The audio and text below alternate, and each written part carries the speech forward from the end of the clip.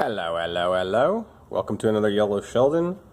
This fucking guy here is not rare. It's not attractive. And even crazier, it's Sram.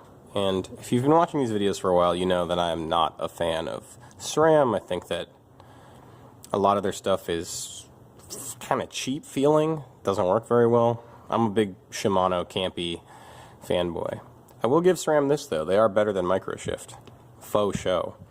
However, credit where credit's due. I wanted to show you something that I find to be very mechanically interesting and that I think is actually kind of a good idea, especially coming from my usual perspective of, like, get more people on bikes and people who have handicaps and or limited hand strength and or mobility issues, always piping that horn, right? I'm always talking about that shit. So, what is this, aside from a brake lever? Well, it's a very, very mechanically interesting, award-winning, computer-drafted brake lever. Like, this is something that SRAM spent a good deal of money and time working on. And like so many things like that in the bike biz, where people are like, they bet the house on it, like, yeah, this is going to be the new thing. Oftentimes it doesn't work out that way. So what's it do? First of all, I mean, I'll have you notice, it's got a big frickin' dorsal fin paddle looking thing. It's called the 2-axis because when you pull it, this paddle rotates and the brake opens. So it's this axis and this axis. And the really cool thing about it is that ergonomically, it's, I don't know how to describe it. It's like soft and comfortable. Like, it's like a refrigerator door handle or something, you know? Something big, comfortable, rounded on the edges. It actually is quite nice. I mean, it's ugly as sin, but it is quite nice. And like Shimano's Revo Shift grip shifters, this is using a gear to actually give you mechanical advantage so that you can pull the lever more easily.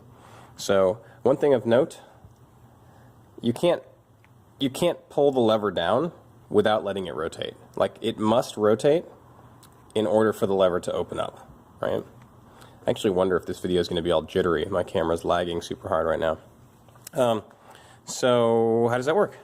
Well, you have this like rack and pinion system, which is inside of here, and as you rotate the lever, that runs on those 4 gear teeth there, causing the brake to pull on the brake cable, which would be mounted underneath, like that. And again, it's going to be a short video because there's not really much to this. It's obviously there's a lot to it in terms of its design, but its execution is very, very simple. It's just a few parts. They are 90% plastic parts. You know, it's mostly just, I guess the blade is aluminum. Let's see if this is fiberglass reinforced nylon, which it probably is. Yeah, it's got that crispiness to it. So yeah, just a few parts. But man, SRAM, if you're watching this, which I know you're not, because you've already decided that you hate me because I endlessly talk shit on your stuff. If you're watching this, more of this, please. Yes, please, to things like this.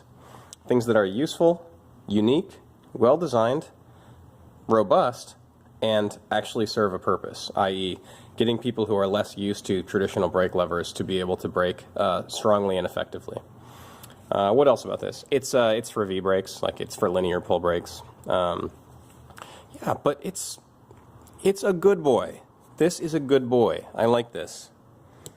Knife of the night is my heavily modified Spyderco titanium military. Yes, I ruined it. Yes, I've said this before. It is only ruined because I made a G10 fiberglass scale for the non-lock side. So all this purple blue stuff that you see, that was at one point plain titanium, and then it was taken off and a orange G10 scale was used to replace it. Do I have it? I have it. My dudes, it's here. Orange G10 scale that I made. It had some extra grip. It made the knife lighter. I really liked it a lot. But I'm constantly switching things around, so I put the titanium side back on. So why does it look like this, you may ask? Well, at the time I had made this, I thought, well, that's a nice chunk of titanium. I can practice, flame colorizing it and grinding patterns in it and stuff. And honestly,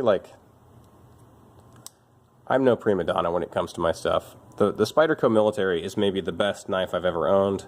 I've had a bunch of different varieties of it. This just happens to be the one that I carry the most. So, with that said, and with this critiqued, I would like to say thanks for watching.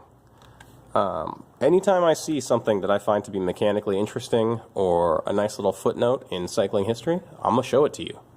I'm going to do it whether you like it or not. Have a good night. Happy New Year.